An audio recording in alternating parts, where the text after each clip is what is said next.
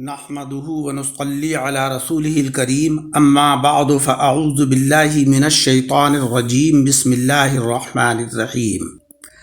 سامعین اکرام، ہر شے کی ایک علامت اور ایک پہچان ہوتی ہے، اور ایمان کی علامت نماز ہے۔ بھلا وہ مومن بھی کیا کہ جو نماز نہ پڑھتا ہو۔ حضرت قتادہ رضی اللہ تعالی عنہ جو جلیل القدر صحابی ہیں، آپ نے فرمایا کہ نماز کا خوب دھیان رکھو کہ وہ اہل ایمان کا ایک بہترین وصف، ایک بہترین خوبی ہے۔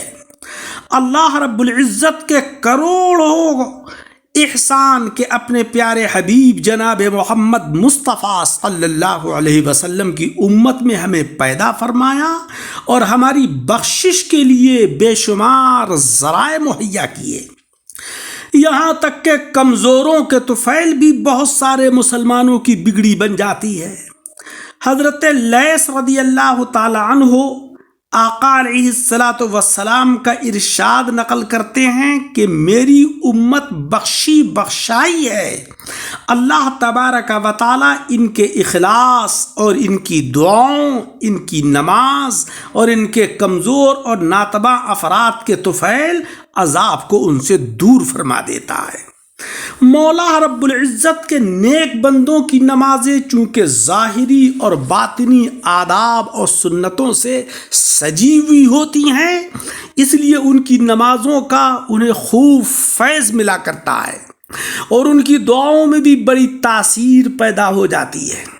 یہ حضرات جب ہاتھ اٹھا دیتے ہیں تو اللہ رب العزت ان کی دعاؤں کو یقیناً رد نہیں فرماتا۔ اس سلسلے میں ایک ایمان افروز حکایت سماعت فرمائیں۔ حضرت امام نخعی رحمۃ اللہ علیہ چند رفقا کے ساتھ سفر فرما رہے تھے۔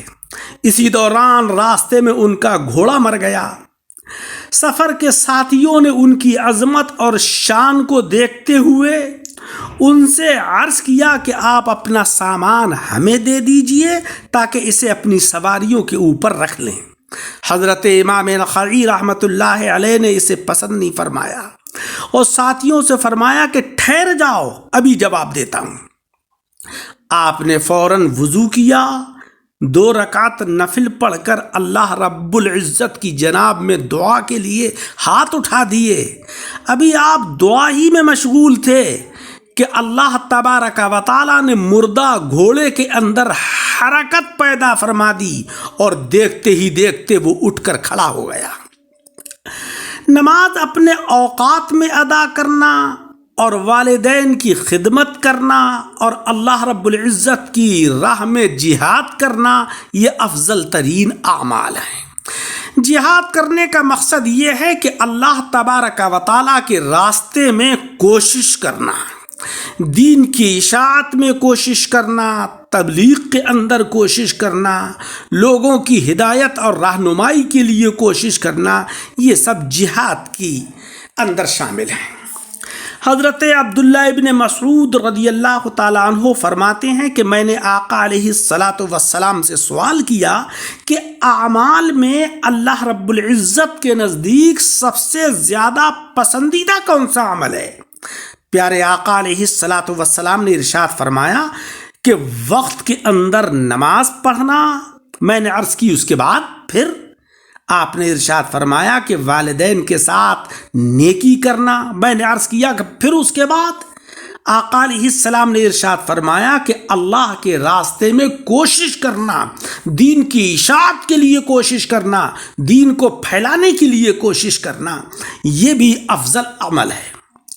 بچہ جب 7 سال کا ہو جائے تو اسے نماز کا حکم دیجئے، اسے وضو اور نماز کی تعلیم دینی شروع کر دیجئے تاکہ اس کی عادت پڑ جائے، اور جب 10 برس کا ہو جائے پھر بھی نماز نہ پڑھے تو اس کو سزا بھی دیجئے۔ جناب رسول مکرم صلی اللہ علیہ وسلم نے ارشاد فرمایا کہ جب تمہارے بچے 7 برس کے ہو جائیں تو انہیں نماز کا حکم دو، اور 10 برس کے ہو جائیں تو ان کو سزا دو، ان کو ہلکی ضرب لگاؤ تاکہ وہ ڈر سے اللہ کی عبادت میں مشغول ہوں۔ گھر سے پاک صاف ہو کر باوضو نماز کے لیے مسجد کی طرف کو چلیں تو ہر قدم کے عوض ایک نیکی ملتی ہے اور فی قدم ایک درجہ بلند ہوتا ہے۔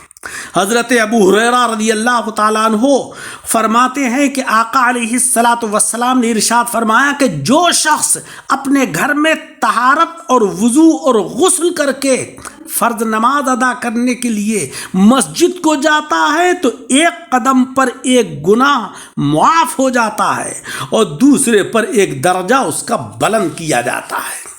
مولا تبارک و تعالیٰ کا بے پناہ فضل و کرم ہے کہ اس نے ایسی بہترین عبادت ہم کو عطا فرمائی کہ جس کے اندر اللہ کی رضا اور خوشنودی حاصل ہوتی ہے، مصائب اور پریشانیاں دور ہوتی ہیں، اللہ رب العزت کی جانب سے رزق کی بارش ہوتی ہے، دلوں میں نورانیت اور روح میں جلا پیدا ہوتی ہے۔ 28 ذی الحجہ 23 ہجری کو فجر کی نماز میں حضرت سیدنا عمر فاروق رضی اللہ تعالی عنہ پر ایک مجوسی غلام ابو لؤلؤ فیروز نے قاتلانہ حملہ کر کے 6 کاری زخم لگائے۔ وہ اس مذموم مقصد کے لیے پہلے ہی محراب میں چھپا بیٹھا تھا۔ جیسے ہی امیر المؤمنین حضرت فاروق اعظم رضی اللہ تعالی عنہ نماز کی نیت باندھ کر سورہ فاتحہ کی قرات میں مشغول ہوئے، اس نے محراب سے نکل کر آن کی آن میں آپ کو زخمی کر کے گرا دیا۔ حضرت عبد الرحمن بن عوف رضی اللہ تعالی عنہ نے فوراً آگے بڑھ کر مختصراً نماز پڑھائی۔ قاتل نے بھاگنے کی کوشش میں کئی اور صحابہ کرام رضی اللہ تعالی عنہم کو زخمی کر دیا اور آخر جب دیکھا کہ گرفتار ہو گیا تو خودکشی کر لی۔ حضرت فاروق اعظم کو اٹھا کر گھر لایا گیا۔ ہوش میں آئے تو سب سے پہلی بات یہ کی کہ کیا نماز کا وقت ہے؟ لوگوں نے کہا کہ جی ہاں امیر المؤمنین نماز کا وقت ہے۔ تو حضرت فاروق اعظم رضی اللہ تعالیٰ عنہ نے فرمایا کہ مجھے قبلہ رخ کر دو، اور اسی حالت میں نماز ادا کی اور فرمایا کہ اللہ جل شانہ و عم نوالہ کا شکر ہے کہ اس نے مجھے یہ فرض ادا کرنے کی توفیق عطا فرمائی۔ بھلا نماز کے بغیر آدمی کس کام کا ہے؟ پھر آپ نے پوچھا کہ میرا قاتل کون ہے؟